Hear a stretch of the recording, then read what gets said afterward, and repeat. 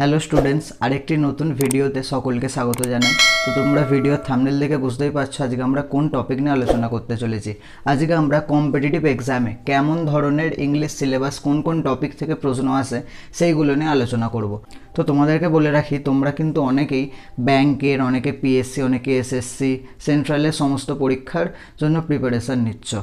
রেলওয়েতে আমরা জানি ওখানে কোনো ইংলিশের কোনো কোশ্চেন আসে না, কিন্তু বাকি পিএসসি হোক, এসএসসি হোক কিংবা ব্যাংকের হোক, সমস্ত পরীক্ষাতে ইংলিশ থেকে কোশ্চেন আসে। তো তোমাদেরকে বলি, অনেকে ভাবে যে ব্যাংকের আর এসএসসির পুরোপুরি ইংলিশ আলাদা, ওখানে টপিক আলাদা, সিলেবাস আলাদা।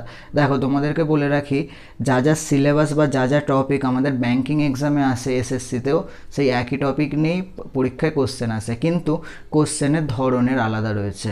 তো আমি তোমাদেরকে বলি, তোমরা কি করবে, প্রিপারেশান যখন নেবে, ব্যাংকিংই হোক কি এসএসসি হোক, ইংলিশ কিন্তু ওখানে একই টপিক নিয়ে আলোচনা করা থাকে। তোমরা বেসিকটা যে ক্লিয়ার করবে না, ওটা কিন্তু একইভাবে করবে, কিন্তু তার প্রশ্ন যে করবে, ধরো কেউ ব্যাংকিংয়ের প্রিপারেশান নিচ্ছ, তাকে কিন্তু ব্যাংকিংয়ের প্রশ্ন সলভ করতে হবে। কেউ এসএসসির প্রিপারেশান নিচ্ছ, তাহলে এসএসসির প্রশ্নপত্র তাকে সলভ করতে হবে। কিন্তু প্রিপারেশান যে করবে, সেখানে কিন্তু ব্যাংকিং আর এসএসসি প্রিপারেশান মোটামুটি একই, টপিক তো একই রয়েছে। তো আজকে আমরা দেখব যে কম্পিটিটিভ এক্সামে ইংলিশ সিলেবাসে কী কী রয়েছে। সবার প্রথমে বলে রাখি, যে কটা আমাদের পার্টস অফ স্পিচের অংশ রয়েছে, মানে নাউন, প্রোনাউন,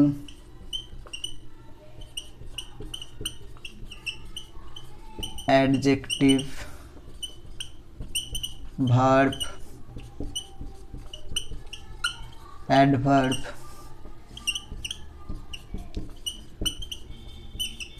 ইন্টারজেকশন,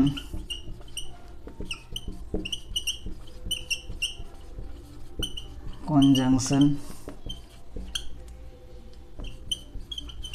প্রিপোজিশন। যে কটা আমরা পার্টস অফ স্পিচ ছোটোবেলায় পড়েছি, সমস্ত পার্টস অফ স্পিচ থেকে এর রিলেটেড কোশ্চেন আসে। এর পাশাপাশি এই ভার্বটা কিন্তু খুব গুরুত্বপূর্ণ। ভার্বটা কেন গুরুত্বপূর্ণ? এই ভার্ব রিলেটেড বিভিন্ন টপিক, যেমন টাইম অ্যান্ড টেন্স, এর সাথে ভয়েস চেঞ্জ,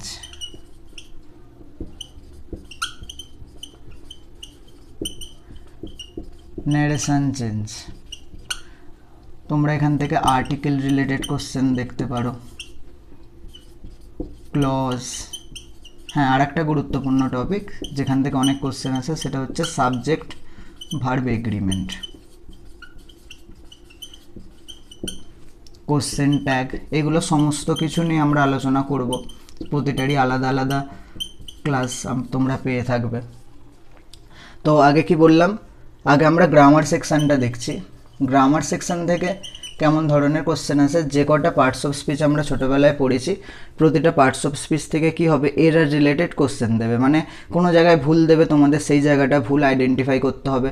অথবা এমনও জায়গা থাকতে পারে যেখানে ভুল নেই, তখন তোমাদেরকে সেই নো এরারে টিক মারতে হবে। তাহলে প্রতিটা পার্টস অফ স্পিচ থেকে কোশ্চেন আসতে পারে। টাইম অ্যান্ড টেন্স, টেন্স থেকে কোশ্চেন আসবে। Voice change, narration change, article, preposition তো এখানে আমরা দেখেই নিয়েছি, clause, subject verb agreement, question tag, এইগুলো থেকে আমাদের গ্রামার থেকে কোশ্চেন আসবে। এবারে বলি, গ্রামার থেকে যে কোশ্চেনগুলো আসবে, প্রতিটা তো তোমরা ভিডিও পাবে। তোমাদের নাউনের আমি ক্লাস করাবো, নাউনের আগে তোমরা ক্লাস করবে, ক্লাস করতে করতে কিছু কোশ্চেন ওখানে সলভ করবে।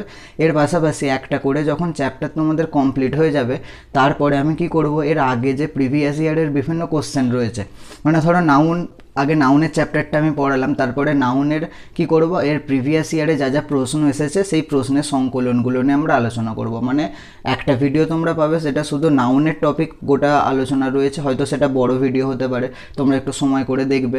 তারপরে কি হবে, তারপরে ওই নাউনের বিভিন্ন যে প্রশ্নগুলো রয়েছে, যেগুলো আগে পড়েছে পরীক্ষায়, সেইগুলো নিয়ে একটা ভিডিও পাবে। ঠিক আছে, এইভাবে প্রতিটা চ্যাপ্টার ধরে ধরে আমরা আলোচনা করি। তো গ্রামারের এই সেকশনটা রইল। এরপরে আমরা যে ভোকাবুলারি দেখব, ভোকাবুলারির মধ্যে কি রয়েছে, সিনোনিম রয়েছে,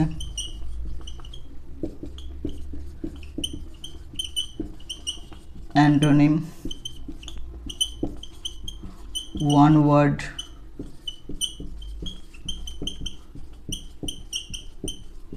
সাবস্টিটিউশন,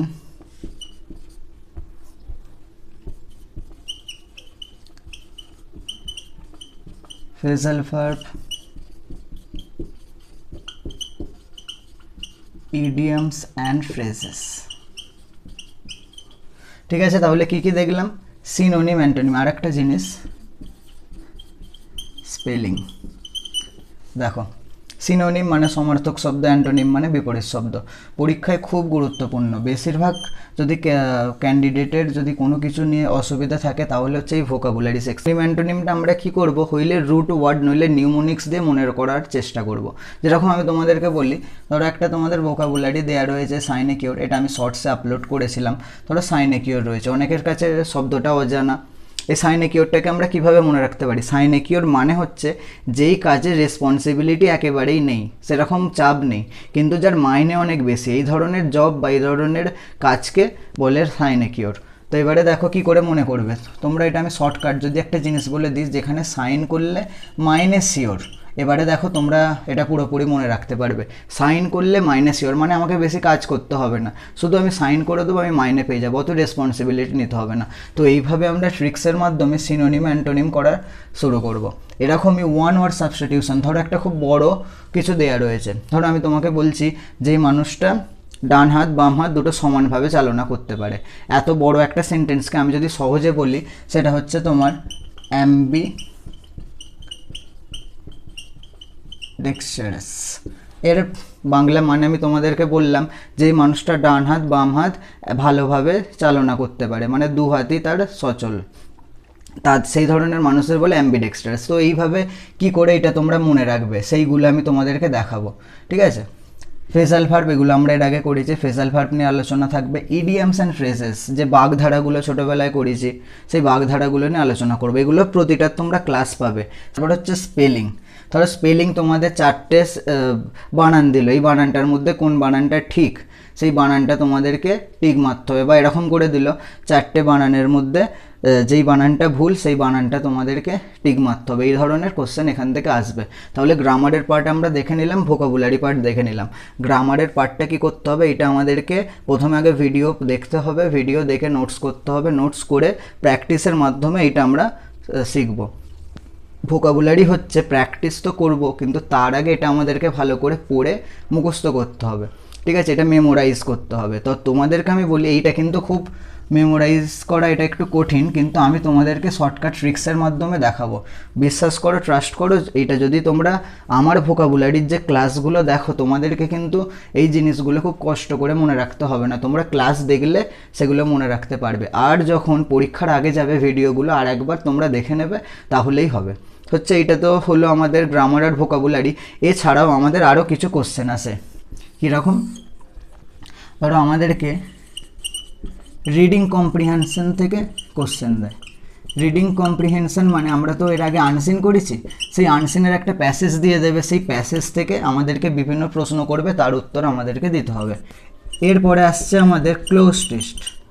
ক্লোজ টেস্ট আসলে কি? দেখো, ক্লোজ টেস্ট হচ্ছে ধরো তোমাদের একটা প্যাসেজ দিল, সেই প্যাসেজের এক একটা জায়গায় শুধুমাত্র শূন্যস্থানে ব্ল্যাঙ্ক দেওয়া রয়েছে, আর ওই ব্ল্যাঙ্কের জন্য তোমাকে ধরো 3টে বা 4টে করে শব্দ দিয়েছে। ওই 4টে শব্দের মধ্যে কোন শব্দটা এই প্যাসেজ অনুযায়ী ওই ব্ল্যাঙ্কে বসতে পারে তোমাদেরকে সেটা বসাতে হবে, সেটা হচ্ছে ক্লোজ টেস্ট। এরপরে ধরো প্যারাজাম্বল দিতে পারে, এটাকে PQRSও তোমরা বলতে পারো।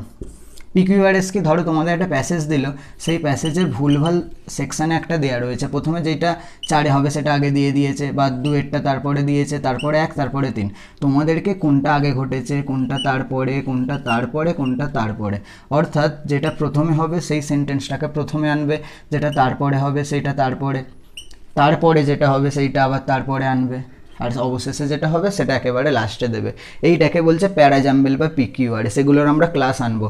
ঠিক আছে, এছাড়া আর কি হতে পারে? Sentence improvement.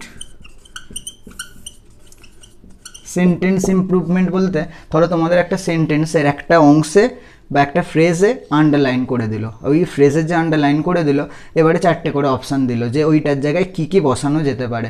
এরকমও হতে পারে ধরো একটা সেন্টেন্স দিল, তার মধ্যে কিছু হবে না, যেটা রয়েছে সেটা ঠিকঠাক, তাহলে তোমাদের ওখানে একটা অপশান দেওয়া থাকবে নো ইমপ্রুভমেন্ট। তো এই হচ্ছে তোমাদের কম্পিটিটিভ ইংলিশের সিলেবাস। তোমরা এটা ভালো করে নোটস করে নাও। এর পরবর্তীকালে আমি তোমাদের বলে রাখি, এরপর থেকে কিন্তু আমরা সপ্তাহে 3টে করে ভিডিও আনবো।